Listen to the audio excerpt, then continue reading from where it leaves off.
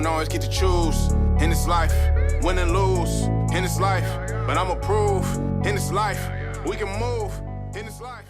Bon, commençons en force. On commence. Isaac Martin, Yes, deuxième épisode ensemble. de retour. Ouais, 100%. Puis là, mensuellement, on va se faire des épisodes du contenu ensemble. Fait que je suis très content de pouvoir t'accueillir encore au studio. Aujourd'hui, dans le fond, on a une session mastermind. Je vais fermer. On a une session toute la journée ensemble bon, parce que tu m'offres un accompagnement justement avec toi. Tout à fait.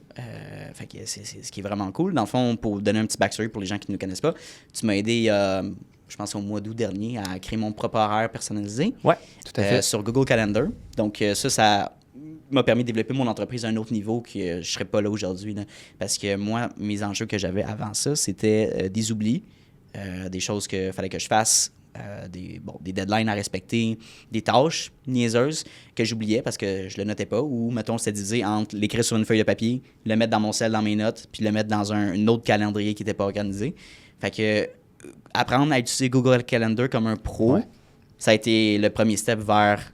Premier game changer. Game changer. Puis là, c'est sûr, tu m'avais expliqué aussi les 7 piliers de la vie. Fait que c'est ça. Fait qu'aujourd'hui, on se fait un part 2. On a plusieurs questions qu'on voulait discuter aujourd'hui. Mais là, je vais te laisser. Comment tu te sens aujourd'hui? Fais-moi une petite introduction. Là. Honnêtement, je me sens super bien. C'est le fun de voir ton entreprise qui croît dans tous les sens du terme. Tu sais, autant tu as cru en toi, sur ta capacité à avoir une business qui allait prendre du galon puis réussir à atteindre les objectifs que tu t'étais fixés. Je pense que tu as vécu en fait la réalité de plusieurs entrepreneurs où est-ce que là, je vis dans mon quotidien, je suis capable de gérer toutes les parties de ma business, mais j'ai de plus en plus de demandes. Puis parce que j'ai de plus en plus de demandes, là, il faut que je fasse un choix. Par où je commence? C'est quoi la première étape qui va me permettre de passer au prochain niveau? La mise en place d'un horaire type, de la structure de ton quotidien, je te dirais que 95% des clients m'approchent pour ça. Isaac, je suis rendu à une étape où est-ce que dans ma business, ça va bien, mais là, je gère mon quotidien avec une to-do, avec une to-do list. La chose qui est à ne pas faire. Parce que la to-do list, elle continue toujours à augmenter. Tu as toujours une prochaine tâche, tu as toujours quelque chose qui va se rajouter, un client qui te contacte, comme tu l'as mentionné. Je prends une note à droite, je prends une note à gauche, j'ai un autre taker, là, je place ça dans mon agenda, je place ça dans ma to-do list, que ce soit task ou tâche, là, tout dépendamment de ce que tu utilises. Puis, je me suis rendu compte de la puissance d'aider les entrepreneurs à structurer leur quotidien. Voilà. Et pas juste à structurer leur quotidien sur la business, mais vraiment prendre la business en dernier recours. Fait que se concentrer sur l'entrepreneur en soi. Ouais. Et ça, je pense que de ton côté, ça avait fait une bonne différence de commencer par dire Anthony, on n'adressera pas tout de suite l'entreprise, on va adresser les autres sphères de vie. Le social, le spirituel, la famille, les finances, le physique, l'intellectuel, et on finit par la carrière. Les outils numériques qu'on a utilisés, toi, ça a été Google Agenda, il y en a d'autres que ça va être Agenda Outlook. Fait que peu importe ce que tu utilises, l'important, c'est juste d'avoir tous tes éléments à un endroit, pas d'être éparpillé. C'est ça l'enjeu que je voulais te parler justement, c'est que quand on n'est pas informé, on n'est pas éduqué par rapport à ça, ben on se fait dire, OK, utilise telle application, utilise telle suite, utilise telle chose. Là, tu utilises, 10 suites différentes, tu oublies tes codes de connexion, tu sais plus le UI ou comment les applications sont présentées, c'est différent à travers les services. Fait que ça devient compliqué. Fait que nous, pour simplifier les tâches, ça a été d'utiliser la suite Google parce qu'on utilise Google Doc, on utilise Google Drive, Google Sheet, Gmail. Tout est bien formaté pour notre business en agence marketing pour créer du contenu. C'est efficace pour transférer des fichiers entre clients.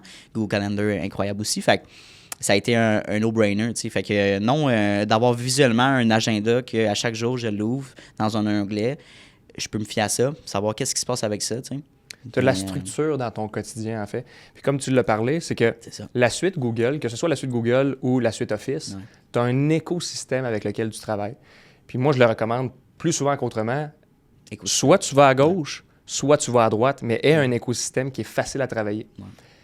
Quand tu as une tâche à accomplir, l'énergie d'activation, fait que ce que ça me prend pour aller accomplir ce que je veux faire dans mon bloc de temps que j'ai alloué, plus ton énergie d'activation est demandante, moins tu vas être enclin à faire la tâche. Je te donne un exemple. Je m'en vais au gym. En été, c'est quoi que j'ai à préparer? Mes shorts, mes espadrilles, mon T-shirt, ma gourde d'eau, je m'en vais au gym. Merci, bonsoir. En hiver, c'est quoi que ça me prend? Là, il faut que je prépare mon saut d'hiver. Il faut que je me dise, hey, là, il va falloir que je prenne mon char parce que là, je peux pas y aller à pied, il fait trop froid, et ainsi de suite. Fait que ça me demande beaucoup plus d'énergie à aller accomplir la tâche que je veux faire. Exact. C'est la même chose quand tu planifies ton quotidien. J'ai mis mon bloc de temps en place. Qu'est-ce qui doit s'être passé? Ça, de toute façon, on va pouvoir en reparler, mais plus souvent qu'autrement, on n'est pas assez précis dans l'objectif qu'on veut atteindre. C'est comme, OK, ben aujourd'hui, je fais des capsules vidéo. T'en fais combien de capsules vidéo? Ouais, tu parles de quoi? Tu parles de quoi? Ouais. À la fin de ta capsule, c'est quoi que tu veux que ce soit passé? Exact. Qu'est-ce que ça te prend dans ton environnement physique? Mais là, aujourd'hui, j'ai besoin de mon ordinateur, j'ai besoin de mon verre d'eau, j'ai besoin de mon notepad. Fait que mon environnement physique, mon environnement numérique, c'est quoi les applications dont j'ai besoin? Exact. Tu en as parlé, là, j'ai besoin d'avoir mes mots de passe, et ainsi de suite. Si tu as un écosystème qui est éparpillé, que tu n'es pas ordonné, que tu n'es pas structuré, ça fait quoi? Là, je me cherche, au niveau de stress augmente. Exact. Je rentre dans mon meeting, je suis stressé, ça ne fonctionne pas.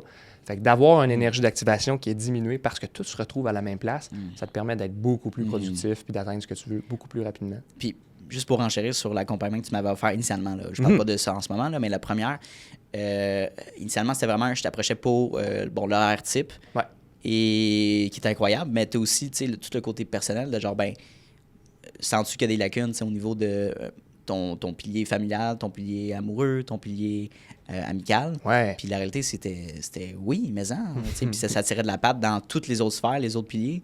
Fait que ouais, je pense que tu avais fait l'analogie de tes 7 piliers. Si tu en as un qui est hyper fort, fait que disons, moi, c'était carrière, mais que les autres sont chambranlants, je veux dire, tu as plus de risques à ce que tout s'effondre. Tu as en effet plus de risques à ce que tout s'effondre. Puis je te pose la question, quel impact ça a eu sur toi, sur ton quotidien, d'aborder les autres sphères de vie plus que juste la carrière? Je sais pas pour d'autres personnes, mais ça m'a amené de la confiance en moi-même. Une estime de soi aussi, d'être organisé, d'être confiant, d'être fier de qui on est, puis en fait des capacités qu'on pense qu'on n'a pas là, comme humain. D'avoir de droit, puis d'être bien, d'être avec quelqu'un qui nous représente, d'être en couple avec quelqu'un qu'on aime vraiment, de ne pas se mettre en couple pour être en couple. Ça, c'est concret là, par rapport à ça, mais c'était vraiment ça là, la résultante de. Puis ça m'a pas empêché de vivre d'autres problématiques par la suite, d'autres challenges que ma vie m'a envoyés, qui étaient de vivre l'anxiété, faire des crises de panique et tout ça, suite à l'accompagnement. Puis c'est pas pour dire que c'était l'accompagnement qui a causé ça, mais c'est comme, je pense, un cheminement de dire, j'ai abordé ces sujets-là, puis là, on est rendu à... Anthony, t'es rendu à être confronté à ça, puis à régler cette problématique-là ou cet enjeu-là. Puis, en tout cas, d'analyser ça. Fait que là, je suis rendu à un point que je vais bien, je vais mieux parce que j'ai pris le temps de prendre une pause, de dire qu'est-ce qui ne va pas, les ressources que j'ai besoin d'aller chercher pour ça. Tout à fait. Mais on dirait que tout est relié à l'estime de soi puis la confiance en soi. Puis d'être... Je sais pas, mais c'est bizarrement, on dirait qu'intérieurement, je me sens de même. Là. J'aime que tu abordes le sujet de la confiance en soi. Ton entourage va déterminer comment tu te comportes au quotidien. Okay. Les 5 personnes, en fait, que tu côtoies le plus, c'est eux autres qui vont déterminer tes comportements. Fait que si tu as des amis qui sortent constamment au bar, plus souvent qu'autrement, tu vas être où? Tu vas être au bar. Si tu as des amis qui sont des entrepreneurs puis qui sont axés sur leur business puis qui travaillent fort, qu'est-ce que tu vas faire? Tu vas adopter le même comportement qu'eux. Tu vas te concentrer sur ton entreprise, tu vas vouloir performer, tu vas vouloir atteindre tes objectifs beaucoup plus rapidement. Fait que ton réseau va venir influencer la façon dont tu te comportes au quotidien. C'est la même chose pour ta partenaire ou ton partenaire de vie. Beaucoup trop d'entrepreneurs que j'accompagne finissent par... Je trouve ça le fun parce que je suis comme un confident aussi. C'est la réalité, dans le fond, on travaille pas juste... position, tu veux dire? Ouais. Oui, absolument. Okay. Wow. On travaille pas juste sur l'entreprise, on travaille à la base sur l'entrepreneur. Puis moi, je pense que les meilleurs livres de développement pour un entrepreneur, ce n'est pas du côté business, c'est du côté développement personnel. Puis quand je parle de l'entourage qui vient faire une influence positive et ou négative, c'est par rapport justement à la partenaire ou au partenaire que tu choisis. Quand j'entends des entrepreneurs qui me disent « Hey, ma business, ça roule », mais on dirait qu'il y a tout le temps quelque chose qui vient accrocher, je vis encore du stress, ça va pas bien à la maison et tout ça. OK, on va arrêter ça là, on va en parler de la maison. Qu'est-ce qui se passe à la maison? Oh, puis là, je nommerai pas de clients, mais j'ai des clients qui me disent « Écoute, ça fait plus d'1 an que j'ai pas eu de relation sexuelle avec ma femme. » Oh! Tabarnouche. T'as peu, là. Buzzer, là. Mais ouais. Ce que j'ai bien compris. Puis je suis pas dans le jugement. Non, exact. Je suis pas dans le jugement. Je suis pas en train de dire tu dois avoir des relations sexuelles avec ta partenaire ou ton partenaire. Mais je suis en train de dire si toi, ça, c'est un problème, tu dois adresser le problème. Ouais. Puis aujourd'hui, dans notre société, les valeurs qu'on véhicule ne sont plus les mêmes qu'avant. Okay. L'accessibilité à l'information par l'entremise des téléphones cellulaires. Aujourd'hui, tout le monde a un téléphone cellulaire. Ouais. Fait qu'on fait quoi? Au lieu d'adresser la situation qui est difficile à la maison puis de dire Hey chérie, regarde, j'aimerais ça qu'on aborde un sujet qui va peut-être nous rendre mal à l'aise, mais je tiens à travailler sur notre relation plutôt que de prendre une porte de sortie qui est facile. La porte de sortie qui est facile, il y en a plusieurs. Je vais tromper ma femme. Oups. Pourquoi? Parce que j'ai des frustrations. Parce qu'il y a un manque, là, puis une frustration. Exactement. Okay. Il y a une frustration, il y a un manque. Fait que je fais quoi? Je vais vers la facilité. Il y a une collègue de travail que je trouve super attirante. Et là, il y a une confrontation. Elle me donne l'attention, je suis bien avec elle, on se rapproche. Période de vulnérabilité, stress extrême, boum, on commet l'erreur. Qu'est-ce qui s'est passé? Ça, c'est une première porte de sortie. D'autres portes de sortie que je vois aussi, puis que je pose à mes questions, je pose à mes clients directement. Je pose la question. J'adore le rire en studio. C'est excellent. Antoine. Ben, c'est un peu ce que je vis avec Antoine, en fait, ce qui est drôle. Là. Oui. Mais non, c'est c'est excellent. Mais c'est vraiment fou, fait que je sais. Donc, la deuxième porte de sortie, et je pose la question aux entrepreneurs que j'accompagne, ça ressemble à quoi ta consommation de pornographie? Et d'être capable de poser des questions. Tu sais, moi, je n'ai pas un besoin d'approbation. Ah, OK, je comprends. Okay? Ouais. Puis quand tu n'as pas un besoin d'approbation, ça fait quoi? Je n'ai aucune difficulté à te poser des questions qui vont te rendre mal à l'aise. Ben, t'es là un peu de... Je suis là pour ça. Ouais. Exactement. On va peser sur le bobo, là, puis l'éléphant qui est dans la pièce, on va le nommer. C'est comme, il y a quelque chose qui se passe. Ben non. Non, tout est beau. Tout va bien. Donc... C'est quoi les réponses que tu as? As-tu des chiffres? J'ai pas de chiffres. Une moyenne? Ouais, une moyenne Okay. Des personnes qui consomment à tous les jours de la pornographie. Okay, c'est. Puis, puis je vais pas dire mais plutôt plusieurs reprises, à plusieurs fois par jour, consommation de pornographie. Damn. Ça amène aussi un questionnement sur où s'en va notre société. Sur la facilité. Que ce soit, je commence un programme d'études, il y a une embûche qui se présente, je me tourne vers quoi? Je me tourne vers un plan B. Je vais lâcher ces études-là, je vais retourner travailler dans une shop et tout ça, parce que c'est difficile. Il n'y a rien qui est facile dans la vie. Il n'y a rien qui est facile. Surtout si tu veux atteindre des objectifs que peu de gens atteignent. Fait que moi, dans ma vie, je vais être millionnaire. Ça va me prendre quoi pour être millionnaire? C'est quoi mon succès, mon chemin pour atteindre ce million-là? Mais pourquoi? C'est surtout le pourquoi, je pense. Le why. Ouais, right? Mais absolument. Le fameux million, c'est... Ben oui, tu sais, pourquoi tout le monde voudrait faire un million, mais je veux pourquoi? dire... Et juste pour faire ton million, à part de ça, comment tu vas réutiliser cet argent-là? Comment tu vas t'y rendre? Pourquoi tu veux faire ça? L'impact que tu vas avoir? Ça, c'est juste une petite parenthèse par rapport à l'argent. Tout à fait. Pour venir au... Je reviens à la pornographie. Ben c'est ça. Ouais. Parce que, comme je disais, c'est que quand on se tourne vers la facilité, à ce moment-là, on applique ça dans pas mal toutes nos sphères de vie. Fait que ce soit dans la carrière, que ce soit au gym, hey, ce matin, tu sais quoi, ça va me créer un inconfort de sortir de mon lit. Puis je suis bien dans mon lit. Il fait, on est-tu bien avec un peu? Oui. Là, en plus, le beau temps va revenir. Je me lève le matin, les petits oiseaux chantent. On veut rester couché. La vie est belle. Là, le cadran sonne, 5 h du matin. Ça me tente pas. Ça me tente pas de me lever, je suis bien. Et donc, je vais aller vers la facilité, rester dans le confort de mon quotidien 100%. Plutôt que d'aller faire ce qui devrait être bon pour moi. Je me souviens pas, je pense qu'on en avait abordé, mais dans l'accompagnement que j'offre à mes clients, on parle de différents sujets, dont la procrastination. Puis dans la procrastination, il y a ce qu'on appelle l'acrasie. Es-tu familier avec ce terme-là? Non. OK. Fait que l'acrasie, c'est un terme grec qui signifie d'avoir une décision mentale, donc de prendre une décision qui va à l'encontre du bon jugement. OK? Ça veut dire quoi, ça, concrètement? Ça veut dire, je sais qu'à la fin de ma journée, je devrais revenir à la maison, d'aller marcher pour mon bien-être. OK? Fait que le bon jugement, ce serait d'aller marcher. La décision que je vais prendre, par contre, ça va être quoi? C'est de m'asseoir devant la télé, d'écouter Netflix en mangeant mon petit bol de chips. Fait que c'est un manque de force mentale qui me pousse à prendre une décision qui va à l'encontre du bon jugement. C'est ça, l'acrasie. Tout le monde fait ça. Puis je dis tout le monde fait ça dans leur quotidien parce qu'on est rendu là. Tout ce qu'on a ici a été pour faciliter. Pourquoi tu as un ordinateur portable? Plus efficace. Beaucoup plus efficace. Avant, les notes que je prenais, je devais taper. J'ai fait une télévision. Avant, on n'avait pas de manette pour allumer puis éteindre la télévision. On devait se lever. Notre société, elle est bâtie comme ça. Aujourd'hui, on a des voitures. Pourquoi? Ben avant, on se promenait en calèche, on se promenait avec les chevaux. Puis même ça, avant, c'était quoi? Ben on se promenait à pied. Puis là, à un moment donné, il y a quelqu'un qui s'est dit j'aimerais ça que ce soit plus facile. Plus vite. Plus vite, plus performant. Donc, continuellement, on est poussé vers la facilité. Notre cerveau est fait de cette façon-là. Qu'est-ce que je peux faire pour que ce soit plus facile? Donc, je reviens encore tantôt, je parlais de la pornographie. Ouais. Mon cerveau, d'emblée, va être tourné vers quoi? Soit j'ai la possibilité d'avoir une conversation difficile avec ma partenaire ou mon partenaire de vie qui va me permettre de bâtir une relation encore plus solide, puis qu'on s'accompagne dans nos projets de vie, puis qu'on réussisse à atteindre ce qu'on veut, ou la facilité. Le choix est où? Le choix est là, le choix est facile, je vais consommer de la pornographie. Fait que je challenge mes clients à dire, regarde, d'ici la semaine prochaine, aie au moins une première conversation. Donne-toi aussi peut-être des règles de vie. Fait que ça, de toute façon, pouvoir en revenir, en parler si tu veux, là, par rapport aux règles de vie, parce que je pense 100%. Que ça fait également un gros impact sur les clients que j'accompagne. Est-ce que tu dirais que la pornographie, la consommation de pornographie, c'est une addiction en soi? Ah oui, définitivement. Que ça soit à n'importe quelle fréquence? Définitivement, définitivement. Wow. Puis, je pose la question à la maison, là, mais vous pourrez l'écrire dans les commentaires.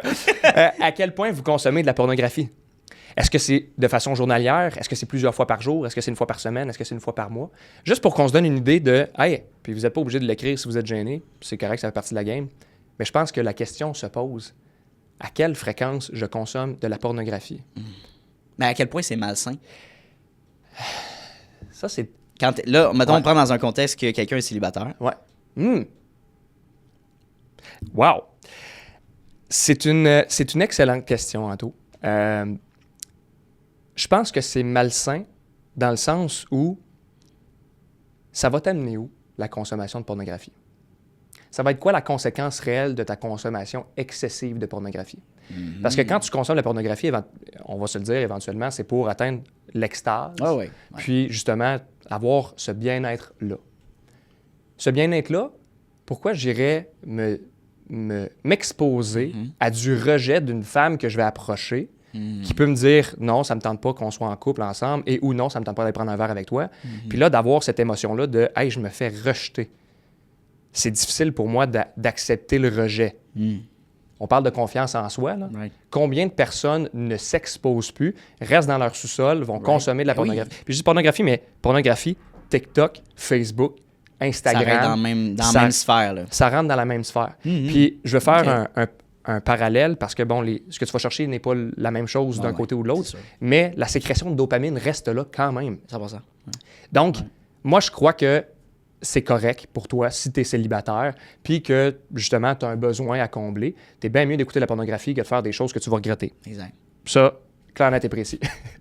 Par contre, d'un autre côté, c'est pas en consommant ta pornographie que tu vas être capable de prendre ton courage à deux mains, de sortir, d'aller rencontrer du monde, de faire des nouvelles connaissances, d'avoir des nouvelles connexions, d'éventuellement rencontrer quelqu'un avec qui tu peux partager ta vie, puis justement avoir tes projets de vie, que ce soit fonder une famille, acheter une maison, partir en voyage, peu importe. Donc, je pense que ça peut être bien pour combler un besoin sur le court terme, mais sur le long terme, je pense que ça a un effet qui est négatif pour plusieurs raisons. Mes comportements au quotidien vont faire en sorte que je vais être à la recherche de cette facilité-là de dopamine qui est sécrétée, puis ce sentiment de bien-être-là. Mais si je le fais à tous les jours, c'est comme la consommation de café. Là.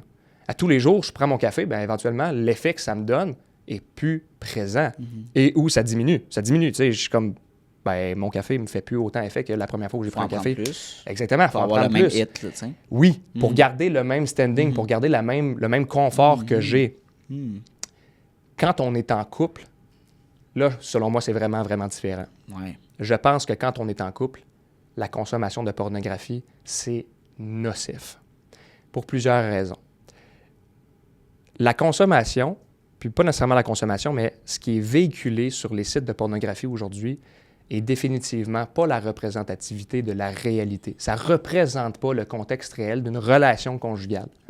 Donc, on a des personnes qui font leur éducation sexuelle par l'entremise des sites Internet pornographiques. Oups!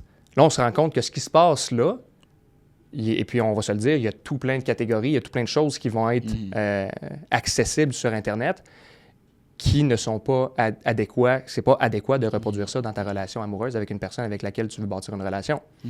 Puis même si tu es déjà en relation, ben ça fait quoi? Est-ce que ça favorise la communication avec ta conjointe ou ton conjoint? Pas du tout. Ça vous éloigne. J'ai eu des enfants. Je parle pas de moi, je parle d'une cliente.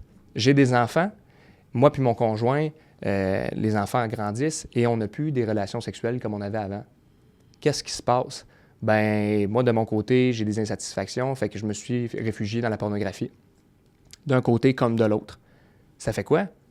Elle est où la complicité avec ton conjoint ou avec ta conjointe? Puis là, ben parce qu'on n'a plus de complicité, on ne fait plus les activités qu'on faisait avant. Parce que ça se passe, ben là, on rejette aussi ça sur « Ah, mais là, c'est normal. Ah, Isaac, tu comprends pas parce que tu n'as pas d'enfant. » Tu as raison que je n'ai pas d'enfant. Puis je trouve ça bien que tu abordais la différence entre quelqu'un qui est en couple versus quelqu'un qui est célibataire parce que la réalité n'est pas la même. Puis quelqu'un qui a des enfants versus quelqu'un qui n'en a pas, ou des jeunes enfants en bas âge, « Hey, je finis ma journée, je suis brûlé, je suis fatigué, ça ne me tente pas. » Non. OK, je le concède, je le conçois, puis c'est correct de prendre en considération son niveau d'énergie, c'est important. Par contre, je crois que c'est tout aussi important de planifier des moments où est-ce que c'est des moments qui sont pour nous. Oui. Vraiment, pour qu'on soit capable de continuer à bâtir notre relation, puis qu'on soit capable de se retrouver en tant que couple, pour éviter justement de briser le noyau familial. On n'a pas conscience, mais dis-toi, là, juste la petite consommation de pornographie au quotidien amène quoi? Séparation. Tu brises une famille. Tu trompes ta femme ou tu trompes ton chum ou peu importe. Tout ça, pourquoi? Parce que tu es allé vers la facilité. Oui. Je pense que il y a des nuances dans le sens qu'il y a des couples aussi qui sont très ouverts par rapport à ça, qui en consomment les deux. Puis s'il y a une discussion ouverte, moi, je pense que ça peut être relativement sain. Ça peut être relativement sain, oui. Je suis d'accord avec toi. À une certaine mesure. Exact. Quand tu as un consensus commun sur, écoute, c'est quoi qu'on se permet de consommer? On sait que c'est pas vrai, que c'est fake. Exact. Mais c'est plaisant pour nous deux. Fait. Mais tu sais, il y en a des couples. Là, je te pose la question justement par rapport à ces couples-là que tu connais qui consomment de la pornographie. C'est quoi leur contexte? Ben, ça serait dans un contexte de relation sexuelle. Je parlais plus du contexte. Je parlais plus du contexte du couple. Ça fait combien d'années qu'ils sont ensemble? C'est quoi? Ils ont-tu des enfants? Souvent, ben, est-ce que... Oui, souvent, ça fait plusieurs années, enfant pour enfant, mais il faut quand même qu'il y ait une base de confiance, là, je pense. Je sais pas si je serais à l'aise si j'étais en couple de faire ça, par contre. Là. Après une deuxième date, là, tu sais, « Hey, B, ça te tente-tu? » Moi, je suis très, très open-minded. On met ça! On va essayer ça, mais tu sais, juste, il y a un point que je voulais revenir par rapport à ça, pour finir sur ce sujet-là. Comme... c'est une facilité, c'est la peur du rejet, l'insécurité de dire, moi... De se dire mentalement, je peux pas approcher des femmes, je suis pas beau, je suis laid, ça vaut pas la peine, je vais rester chez nous, je vais me faire une petite branlette, puis ça va se passer, puis on va passer à autre chose, tu sais. Même chose, maintenant, t'as tellement des technologies de fou, le VR, beaucoup de choses qu'on peut faire avec ça. Éventuellement, des robots personnels. Tu sais, non, mais ça, c'est des trucs de Black Mirror qu'on va vivre, là, la série Black Mirror, mais qu'on va vivre, là, éventuellement, dans les prochaines années. Tu sais, c'est la réalité. Fait que les gens vont... Je sais pas quel genre de société qu'on va avoir, mais l'humain est de plus en plus paresseux, ça, c'est clair. Ça, c'est fait. Puis pour faire un petit round-up, ce n'est pas un plug-and-play. C'est pas juste « Ah oui, c'est bon » ou « Non, c'est pas bon ». Ça dépend du contexte, ça dépend de ce que tu cherches, ça dépend de ta relation que tu as avec ta personne. Pour moi, le seul point que j'apporte, c'est gang, favorisez la communication que vous avez avec votre partenaire, puis assurez-vous d'être sur la même longueur d'onde. C'est juste ça. C'est pas de dire c'est bien ou c'est mal, c'est de dire considérez donc votre ensemble. Considérez-vous dans votre ensemble.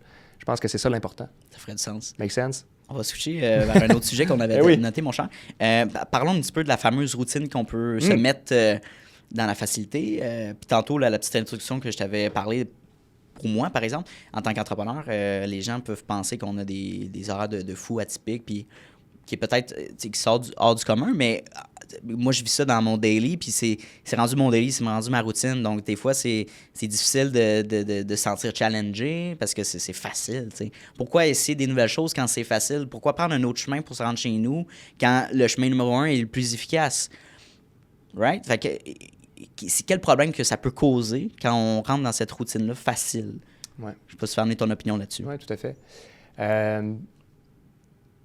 Donc, si je comprends bien, en fait, tu veux savoir c'est quoi l'impact de ne pas avoir une routine? Ben ouais, mais ou une routine qui est pas optimale peut-être, ou une routine okay. qui est pas établie pour optimiser notre daily, je dirais ça. Il y a plusieurs impacts, ça c'est sûr et certain. Puis je vais faire le parallèle sur les deux. Fait que pour les personnes qui n'ont aucune routine, c'est comme si tu n'avais aucune structure. Aucune structure dans ton quotidien. Okay. Puis j'entends souvent du monde qui disent regarde, avoir une routine, là, ça marche pas, moi, ça me tue, ça sert à rien. Exact, je suis obligé de me fier à mon agenda, j'ai l'impression d'être dans une prison. Ça marche pas pantoute. Tu sais, je te l'avais amené comme enjeu. Exactement. Vrai. Tu m'avais dit, Isaac, moi, ça me crée quasiment de l'angoisse là, de voir les blocs de temps. Puis j'ai l'impression. La première chose qu'il faut comprendre, c'est que un agenda numérique, ce n'est pas une prison. C'est un outil de travail, c'est un outil de gestion de temps. C'est à ça que ça sert, c'est de permettre d'être plus productif au quotidien. Fait que pour une personne qui n'a pas de routine, moi, je pense que l'impact que ça a, c'est je m'en vais où? Je m'en vais où avec ça? Je m'en vais nulle part. Je sais pas qu'est-ce qui s'en vient. Je suis pas capable de me projeter. C'est un beau parallèle, je pense, pour que les gens comprennent. Ouais. Si tu t'en vas en road trip, là, mettons aux États-Unis ou whatever, tu choisis ta place, le point pour y aller, mais tu sais pas par où passer. Fait que tu pars en char, puis avec un quart de temps qui te reste, puis... Tout à fait. C'est quelle problématique que tu vas rencontrer? Comme, est-ce que tu t'es préparé? T'as-tu amené ton passeport? C'est quoi les enjeux que je vais rencontrer? C'est ça. Fait que d'avoir une planification, puis je parle de planification, mais on va vraiment axer sur les routines parce que pour moi, tu as 5 rituels que tu devrais mettre en place. Okay. Fait que je finis par rapport à l'agenda. Fait qu'avoir un agenda qui est mis en place, qui est personnalisé, ça te permet justement d'avoir une structure dans ton quotidien. Fait que d'avoir des projets que tu veux accomplir, puis de définir le laps de temps que tu alloues à chacune des tâches pour être capable d'atteindre ça. Par exemple, je reprends ton road trip aux États-Unis. Tu dis, bon, pour me rendre là-bas, j'ai 3 jours de route à faire. Je dois être capable de placer dans mon quotidien les étapes. La première étape, on va faire 100 km. On va avoir ce bloc de temps-là pour prendre notre pause, s'étirer un petit peu les jambes. Après ça, on va faire le plein. Fait que pour aller faire le plein, ça me prend mon repos. OK, bon, ben faire le plein, c'est comme faire ma période de repos. Je dois avoir un moment dans mon quotidien, des moments où est-ce que je parle de mes dîners, je parle de mes pauses, je parle du temps pour me recharger, me donner de l'énergie. Donc, quelqu'un qui n'a pas ça en place, je fais un peu n'importe quoi, n'importe quand. Je ne suis pas capable de bien voir puis bien planifier mes choses pour atteindre mes objectifs puis atteindre la destination finale que je veux avoir. Maintenant, pour quelqu'un qui a une routine qui est en place mais qui n'est pas optimale, c'est ça. C'est quoi l'impact que ça a? Je vais planifier des tâches dans les moments où je n'ai pas d'énergie. Je te donne un exemple. Mettons, quand on avait abordé ton horaire type, tu m'avais parlé du fait que tu avais de la production vidéo à faire. Fait que tu tournes les podcasts, mais après ça, tu as le montage vidéo à faire. Montage vidéo, exact. Qu'est-ce que ça te prend comme énergie pour réussir à faire la vidéo? Est-ce que j'ai besoin d'avoir beaucoup de concentration ou c'est quelque chose que je peux faire en regardant un épisode de Netflix? Puis pour moi, c'est facile comme tout. Fait que d'être capable d'avoir justement pas une planification, mais d'avoir établi c'est quoi la fluctuation de mon niveau d'énergie va me permettre d'avoir aussi un horaire qui est adapté puis des routines qui vont être adaptées à ça. Donc là, je parle encore de l'agenda. Ma fluctuation de mon niveau d'énergie. Ça, c'est important. Ouais. Fait que, on va en parler de la fluctuation du niveau d'énergie parce que selon moi, je vais finir par rapport à l'agenda, mais je veux que tu me reviennes par rapport au niveau d'énergie. Okay. Donc, le bloc de temps que j'ai planifié pour faire justement ma post-production, monter les vidéos et tout ça, si je place ça en matinée, où est-ce qu'habituellement, là, je suis capable d'être super concentré et tout ça, ça va me prendre 20 minutes à faire le montage vidéo. Si je planifie ce bloc de temps-là en après-midi, où est-ce que mon niveau d'énergie est moins grand, ça va me prendre 2 heures à faire le même travail. Donc, d'être capable d'avoir un horaire qui est ajusté en fonction de ton niveau d'énergie, ça te permet d'être beaucoup plus productif. Ça te permet d'avoir une conscience dans qu'est-ce que je place à quel moment pour être capable d'avoir justement plus de productivité, avoir une productivité qui est optimale. Okay. Par rapport aux routines, une routine, c'est une habitude que tu vas développer. Selon moi, puis là, je vais intégrer les routines dans ce qu'on appelle les rituels. Tu as 5 rituels à avoir dans ton quotidien. Le premier, c'est ton rituel d'ouverture de journée personnelle et ton rituel de fermeture de journée personnelle. OK? Fait que côté personnel. Ensuite de ça, tu as ton ouverture de journée professionnelle et ta fermeture de journée professionnelle. OK? Fait que là, déjà, tu as 4 rituels. Puis le dernier rituel que tu devrais avoir dans ton quotidien, qui est à la fin de ta semaine, je vois beaucoup le vendredi après-midi, comme je vois aussi des fois le dimanche après-midi. Fait que toi, je me souviens pas, toi, Moi, mon rituel de planification de semaine? C'est dimanche. C'est dimanche, c'est ma journée de... Je mixe le personnel, puis après, c'est le business, mais ouais. Exact. Ouais. Fait que la planification de ta semaine, justement, par l'entremise de tes rituels, va t'amener aussi à créer ce qu'on appelle les routines. Fait que, par exemple, ta routine du matin. Ça veut dire quoi, faire ma routine du matin? On a tous une routine. Coupe au montage. Anto qui me dit en plus, on coupe plus nous autres. Non, on coupe plus, là. Tout bas. On garde ça, man. C'est excellent. Donc, c'est important d'avoir du plaisir, by the way, parce que quand tu n'as pas de plaisir, tu n'as pas de passion, puis quand tu n'as pas de passion, pourquoi tu fais ça? Donc, ta routine que tu viens établir au quotidien, dans laquelle tu vas avoir développé des habitudes, la première routine qu'on a, c'est ta routine du matin. Là, j'ai du monde qui me dit « Ouais, mais moi, j'ai pas de routine. Là, je me lève, puis je m'en vais. Ouais. OK, mais même quand tu te lèves puis tu t'en vas, tu fais probablement toujours la même chose. Check tes messages. Je check, puis écoute... TikTok un peu. TikTok un peu. Ouais. Je me réveille, première chose que je fais, je scroll un peu. J'ai-tu reçu des messages pendant la nuit? Est-ce qu'il y a du monde qui m'ont tagué sur des affaires? Première chose, le matin en partant. Ben oui. C'est quoi la conséquence que ça a sur toi de consommer ton téléphone cellulaire le matin? C'est parce que tu te mets c'est comme un choc électrique. Si on commence la journée, tabarnak, là, j'ai un premier stress. J'ai oublié de répondre à un client. Là, il y a un problématique. Là, tout rentre en même temps d'un coup. T'as pas le temps de respirer. Fait que tu commences ta journée puis t'es déjà stressé. Okay. Ton alarme te stresse, tu te lèves. Là, j'ai oublié de faire ça. Il y a ça. Tu sais. Puis je fais l'exercice là, souvent. Fait que, ouais. Prendre un moment pour soi. Mon Dieu, oui. Fait que dans la routine du matin, habituellement, tu devrais avoir justement des étapes à travers lesquelles tu passes pour favoriser un début de journée qui est agréable. Favoriser justement une journée qui va être alignée avec tes désirs puis ce que tu veux réellement. Exact. Je te donne un exemple. Moi, le matin, je me réveille, première chose, je fais mon lit. Fait que tu te lèves puis tu fais ton lit tout de suite? Okay. Toujours. Cool. Pourquoi je fais mon lit? C'est la première chose que je vais avoir accomplie, que je suis certain d'avoir accompli dans ma journée. Fait que je commence avec quoi? Je commence avec un succès. C'est un premier petit win. C'est un premier petit win pour moi. Ouais. Il y a une vidéo qui est super intéressante. Pourquoi je te coupe, excuse-moi, mais pourquoi c'est si important de faire son lit le matin? Ben, c'est là où je m'en vais, c'est que dans ta journée, c'est pratiquement certain que tu vas avoir des embuscades, okay? Des saboteurs, des choses qui vont se rajouter, des urgences que tu n'auras pas prévues dans ton quotidien. Quand je commence ma journée avec, justement, je fais mon lit, c'est un premier win. Je me mets donc dans une position de gagnant. J'ai déjà gagné la première chose que je voulais faire, moi, ce matin. J'ai déjà parti ma journée avec un succès. Pas besoin d'être un gros succès, mais au moins, j'ai eu un premier succès. Fait que faire le lit le matin, je pense que c'est la chose la plus importante. Okay. Puis, honnêtement, si tu le fais pas, je t'invite à le faire pour 2 semaines puis voir l'impact que ça a sur toi. Je le fais 3 jours sur 10. 3 jours sur 7. Moi, j'ai 10 jours dans ma semaine. C'est excellent. Moi, j'ai 15 jours dans ma semaine. On rentre ça, let's go. 2 journées en une. Ben non, mais... Fait que 3 jours sur 10, tu fais ton lit. Des fois, mettons 3, 5. Oui, mais pas chaque jour. À un moment donné, je le faisais vraiment chaque jour. Puis... Okay. Mais je suis d'accord avec l'effet positif de le faire. Faire les choses à chaque jour. S'entraîner à chaque jour. Ça atteint la discipline. Puis la discipline, c'est ça qui va faire en sorte que quand ta motivation va descendre, tu vas être capable quand même de continuer vers l'atteinte de tes objectifs. Fait que quand je fais mon lit à tous les matins, c'est de dire, ben regarde, je commence ma journée, premièrement, j'ai un win, puis après ça, je suis discipliné. Fait que je rajoute j'ai 2 éléments qui sont essentiels à la réussite puis à l'atteinte des objectifs pour le succès en commençant ma journée. Fait que je fais mon lit. Après ça, je fais quoi? Je cale 2 grands verres d'eau. Ça fait des heures que tu n'as pas bougé, tu as besoin d'eau dans ton corps, tu es fait à je ne sais plus combien de pourcents d'eau. Fait que prends de l'eau, consomme de l'eau. Tu peux demander à chat combien de pourcentage d'eau? 70% d'eau. Merci, chat. 70% d'eau. C'est bon, ça. Consommer de l'eau, c'est comme le premier carburant que je mets dans ma machine. Fait que je consomme 2 grands verres d'eau. Ensuite de ça, monologue intérieur. Pourquoi? Parce que ma valeur ne change pas, puis je veux m'entraîner à me dire, regarde Zach, aujourd'hui, ce que tu vas contrôler, ce sont les actions puis les efforts que tu mets, mais tu ne contrôles pas la finalité. Je vais rencontrer un client, je vais faire un appel de prospection à froid, je vais me présenter tout ça. Je ne sais pas s'il va me dire oui ou il va me dire non. Ce que je peux contrôler, par contre, c'est toute la préparation que j'ai faite avant. Je peux contrôler l'attitude dans laquelle je le présente à ça. Est-ce que je vais arriver en disant là, c'est sûr qu'il va me dire des objections, c'est sûr que ça va être difficile d'aller chercher cette vente-là, c'est sûr que ça va être difficile de rencontrer ce client-là. Quand je rencontre ce client-là, c'est tough pour moi. C'est-tu pas un beau monologue intérieur qui se sabote? Ça, c'est du sabotage pur et dur. 100%, Fait que monologue intérieur positif. Je fais mon lit, je prends 2 grands verres d'eau, monologue intérieur positif. Après ça, période de journaling. J'écris.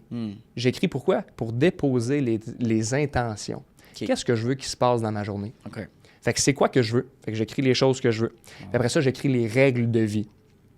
Là, c'est sûr, on peut se parler des règles de vie éventuellement aussi. Exact. Ouais. Fait que j'écris mes règles de vie, qu'est-ce que je veux atteindre, puis c'est quoi que je... Dans le fond, c'est comme si tu t'apprêtes à jouer au jeu de la vie.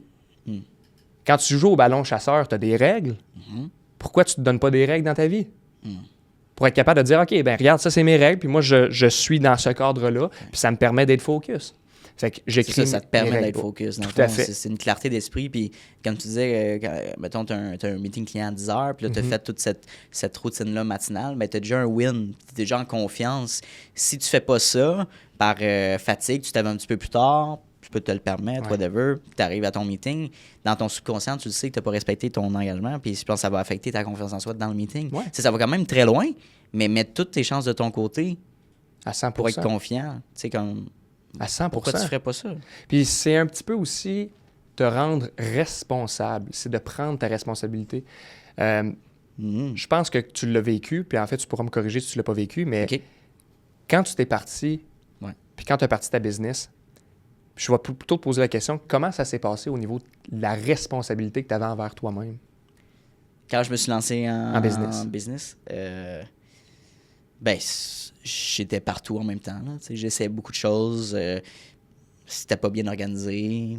On l'essayait. Des fois, ça marchait. Des fois, ça marchait pas. OK. Fait que tu as appris des erreurs que tu commettais au fur et à mesure. Puis là, tu te rends compte que, OK, bien, les erreurs que je fais, ça a une répercussion sur mon quotidien. Ça a une répercussion sur mon personnel. Oui, je peux plus compter sur maman puis papa en arrière de moi. Non. Je suis responsable. Fait que je prends le plein contrôle de ma vie. Prendre le plein contrôle de sa vie, ça fait partie justement de dire, je suis capable de dire, j'ai une discipline, j'ai une rigueur, puis à travers cette discipline et la rigueur-là, ben je vais être capable d'atteindre les objectifs. Qu'est-ce qui cause que pendant X nombre de temps, on va y aller, mettons, un trimestre, un 3-4 mois, tu t'es mis une discipline en place, une habitude saine, personnelle, le matin, par exemple, puis que du jour au lendemain, ça ne te tente plus, puis t'arrêtes. Qu'est-ce qui peut causer ça chez les gens en moyenne, d'après toi? Parce que de base, tu le sais que les bienfaits, tu vis les bienfaits dans ton corps, mais un petit écart en titre peut-être. Pour ça sert à rien, finalement. Hey, c'est une excellente question. Parce que moi, personnellement, je l'ai vécu. Moi, c'était vis-à-vis l'anxiété. J'avais plus de motivation à faire toutes ces choses-là.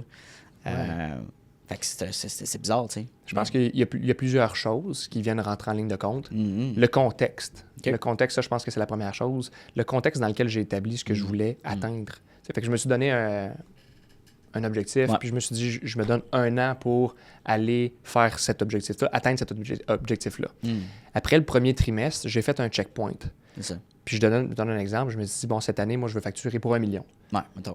Bon, ben 1 million, j'ai 4 trimestres dans mon année, ça me fait 250 000 par trimestre. Je fais mon checkpoint, puis là, dans mon checkpoint, je me suis rendu compte que j'ai facturé seulement 100 000 $. Ouh! La motivation prend le bord.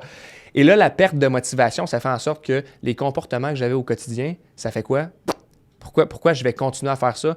Je suis pas aligné pour atteindre ce que je m'étais fixé comme objectif. Fait que le contexte qui vient entourer le choix de mon objectif, ça aussi, ça peut faire une grosse différence sur si je continue ou pas à faire les comportements qui sont des objectifs de comportement, des choses que je dois faire au quotidien pour atteindre ça. Ça, c'est un premier point. Qu'est-ce qui fait en sorte aussi que je perds de la motivation? Quand j'ai mal évalué mes capacités à atteindre ça. Je te donne un exemple. Je me suis dit, OK, moi, je veux aller au gym. Puis je vais prendre un exemple sur la course. Dans mon quotidien, je m'étais donné des moments où est-ce que j'allais m'entraîner. À tous les jours, j'allais avoir un objectif. OK. Marcher 2 km. Éventuellement, j'ai pris un programme d'entraînement. J'ai suivi ce programme d'entraînement-là. Et là, je vois que ma progression, elle est quand même bonne, mais je commence à souffrir de façon épouvantable. Là, je commence à développer des problèmes qui sont liés à ce que je m'étais donné comme objectif. Fait que là, ma motivation, elle descend aussi parce que j'ai des problèmes physiques qui sont liés avec cet objectif-là ou avec ce désir-là que je m'étais donné. Je sais pas si c'est clair, là. Fait que vraiment, la surévaluation des compétences que j'ai à atteindre ça. Ça aussi, ça peut faire une grosse différence sur la discipline que je vais avoir puis sur la baisse de ma motivation. Je pense que ce sont probablement les deux principales causes de ça. Les deux principales d'arrêter causes. de suivre sa discipline parce qu'on sait les bienfaits de tout ça. Puis Absolument. j'aimerais revenir au niveau de l'énergie dans sa journée puis dans sa semaine. Absolument. Quand on a fait l'exercice ensemble, puis moi j'ai réalisé que, bon, mettons, mon énergie est top. Ça me dérange pas de me lever à 5 h du matin puis de me coucher à 9 h puis de travailler, mettons, je sais pas, je commence à, mettons, ma routine personnelle jusqu'à 7 peut-être. De 7 à 3, ben là, je suis dans mon top. Qu'est-ce qui est demandant dans mes tâches? C'est de se demander ça. Fait que ce qui était demandant, ben, c'était le montage pour moi, qui était une tâche qui ne m'allumait pas, mais qui était nécessaire. Fait que je me mettais ça en priorité. Ensuite, la deuxième chose que j'aimais, mais qui m'amenait du jus, c'était de faire du shooting. Shooting en déplacement hors studio, ça, c'était vraiment drainant. Fait que je me dis, je vais focuser mes énergies à créer du contenu dans le studio. C'est efficace parce que je peux faire mes meetings entre. On reste, le setup est là. Right? Qu'est-ce que je peux faire maintenant pour m'aider va être optimal? Ben, Antoine est rentré dans le jeu. Mais, tu sais, de savoir quand placer justement mes meetings, mes shootings, mes périodes de montage, selon mon niveau d'énergie, je pourrais pas faire du montage à 8 h le soir. Non. Parce que je me connais, je vais être fatigué, je vais être en mode relax. Ça marche pas. Fait que ça, c'est vraiment important. Maintenant, changeons de sujet. Peux-tu me parler des... Avant qu'on change de sujet, je vais faire du pouce sur ce que tu viens de dire parce que... Je vais faire du pouce sur ce que tu viens de dire parce que pour moi, je pense que c'est important. Surtout parce que on pense qu'on est des machines puis qu'on peut toujours donner la même performance jour après jour, semaine après semaine, année après année. Bon. Quand tu exécutes des tâches, en début de semaine, tu viens de ta fin de semaine, plus souvent qu'autrement, tu as pris ça relax pendant ta fin de semaine, ça dépend du monde, mais bon. Donc, tu as un niveau d'énergie qui est plein. Tu as du gaz à revendre. C'est lundi, let's go, je suis passionné par ce que je fais, je veux y aller. Fait que ton énergie est dans le tapis. Tu es capable justement de produire beaucoup. Mais là, plus la semaine à l'avance, plus là, j'ai accumulé des nuits de sommeil qui ont été, mettons, moins bénéfiques. J'ai eu des événements qui étaient imprévus. Ça m'a causé du stress, ça m'a empêché d'avoir des bonnes nuits de sommeil. J'ai pas atteint les objectifs que je voulais au gym. J'ai arrêté d'y aller. Fait que là, je suis embarqué dans cette espèce de cercle vicieux-là de dire, ben là, je suis plus capable de diminuer mon anxiété, gérer mon stress parce que justement, j'ai plus d'endorphine qui est sécrétée, je ne vais pas au gym, ça me fait pas le bien-être que ça m'apportait. Donc là, cette diminution d'énergie-là fait en sorte que j'atteins pas le même niveau de performance que j'ai au quotidien. Ça, c'est très cool. C'est pour la majorité du monde. Puis, je vais pousser plus loin. Et là, je m'adresse aux femmes. Parce que il y a une habitude avec laquelle vous faites... En fait, il y a quelque chose avec lequel vous êtes habitué de vivre et que vous ne prenez plus en considération, qui est le cycle menstruel. Puis ça, pour moi, c'est super important de l'adresser parce que ça fait tellement une différence au niveau de l'énergie qu'on a. Puis vous avez le droit... Puis moi, j'invite justement tous ceux et celles, pas ceux, mais plutôt tous celles qui vivent une période de menstruation à lever le flag puis dire « Hey, regarde, moi, cette semaine, là, j'ai quelque chose à vivre de mon côté également. » Puis ça me draine du jus, ça me prend plus d'énergie pour être capable d'accomplir la même tâche que je pourrais accomplir au quotidien. J'ai une cliente que j'accompagne où est-ce que je suis venu mentionner ça, puis pour elle, là, c'était comme « Aïe, voyons donc, je pensais je n'y pensais plus. C'est sûr, ça fait 20 ans que tu vis ça au quotidien. Ça fait partie de ta réalité. Donc, quand ça fait partie de ta réalité, tu le prends plus en considération. Puis là, tu t'attends à performer autant. Puis parce que tu veux performer autant, ça te prend encore plus d'énergie. Fait que là, tu as une plus grosse baisse à la fin de la semaine. Tu recommences l'autre semaine, tu es brûlé, tu sais pas qu'est-ce qui s'est passé, tu n'arrives pas à te comprendre, tu n'arrives pas à gérer tes émotions, à parler de ça. Je suis comme, gang, c'est une réalité qu'on vit. Prenez-le en considération. C'est ça, d'avoir un horaire qui est ajusté puis qui est personnalisé en réalité avec votre quotidien. Fait que pour moi, c'est important de venir faire le petit parallèle. Puis l'accompagnement que j'offre aux femmes entrepreneurs, c'est de prendre ça en considération.